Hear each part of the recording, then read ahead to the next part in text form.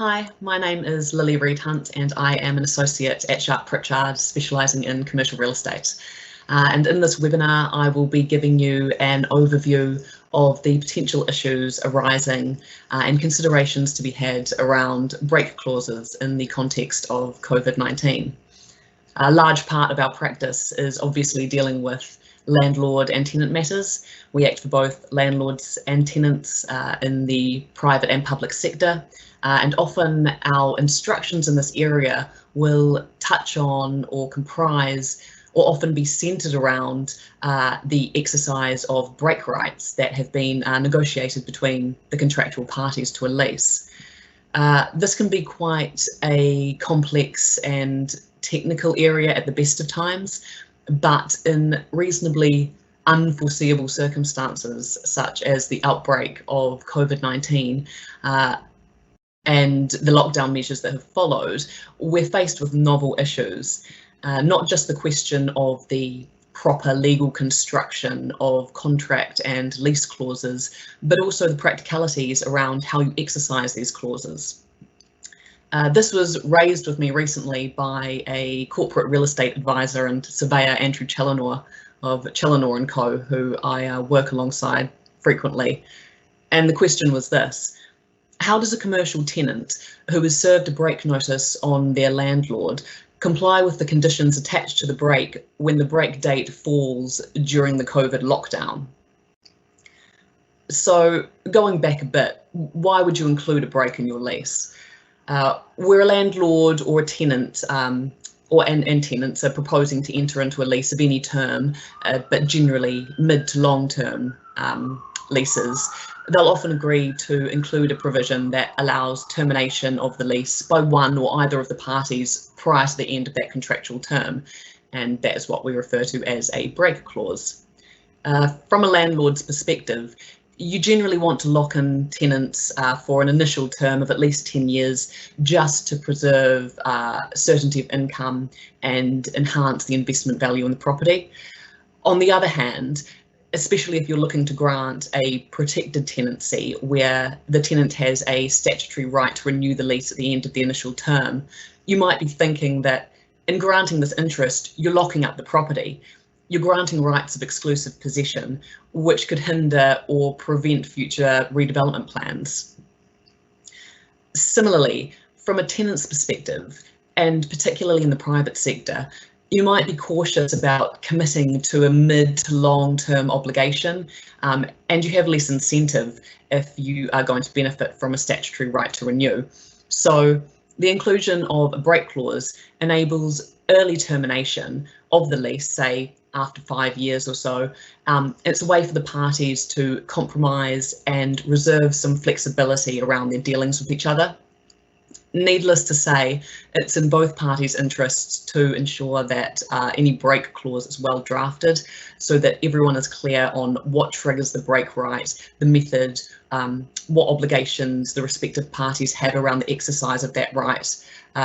For example, there'll often be conditions attached to the exercise of the break, like payment of rents due under the lease up to the break date and handing over the property with vacant possession.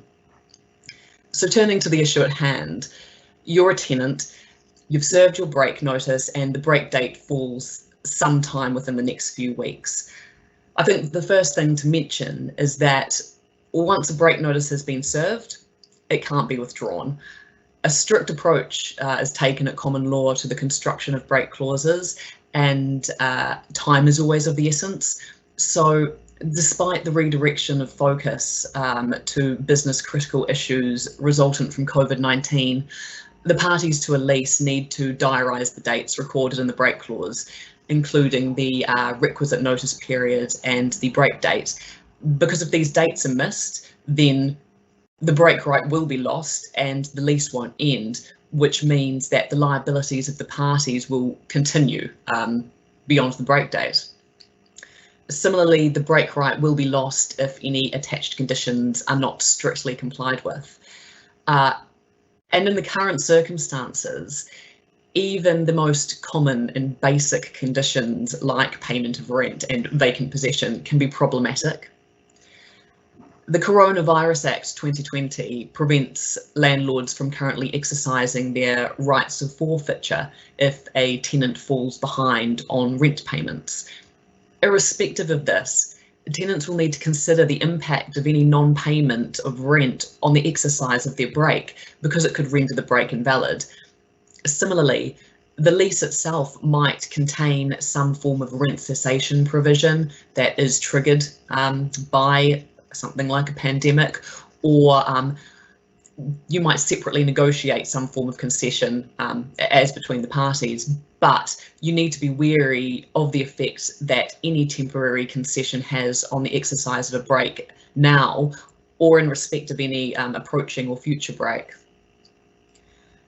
From a logistical standpoint, given the social distancing measures that are in place, tenants may struggle to remove assets and fixtures and fittings, and as well as engaging contractors to go into the premises to carry out removal works or reinstatement works. And all of these actions are likely to be required to satisfy a vacant possession condition.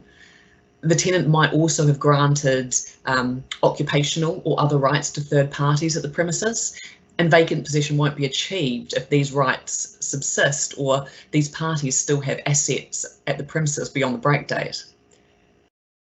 Another potential hurdle is that the tenant might not be able to physically gain access to the premises because the landlord has closed and secured the building within which the premises is located. I think reasonableness will absolutely play a factor here, but the starting position will be a strict construction so that the condition of vacant possession, for example, will not have been complied with and the break won't be held to be valid. There's also a potential for conflict where a landlord isn't able to carry out any final inspection due to the lockdown, so there could be a dispute down the line about whether the break conditions were fulfilled by the break date and therefore whether the break was effective. Landlords are able to waive break conditions, but they're not obliged to. We'd recommend opening a dialogue with the landlord at an early stage if a break notice has been served or if a break right is approaching. A landlord may, for example, agree to waive a break condition in exchange for a dilapidations payment or some other form of compensation. But the starting point is always to review the terms of the lease and the wording in the break clause itself. It's also worth getting professional advice if you have exercised or are looking to exercise a break right, and consider the reason for exercising your break right. You may view an approaching break as an opportunity to change your lease obligations as opposed to ending them. In a declining market resultant from COVID-19, landlords may be keen to secure continuous occupation of their properties and therefore willing to negotiate variations or new leases that incorporate rent-free periods or less onerous tenant covenants. If your lease does contain a break clause and you have any questions around the exercise of that break, then please do feel free to get in touch with myself or another member of the real estate team, and we will be happy to help.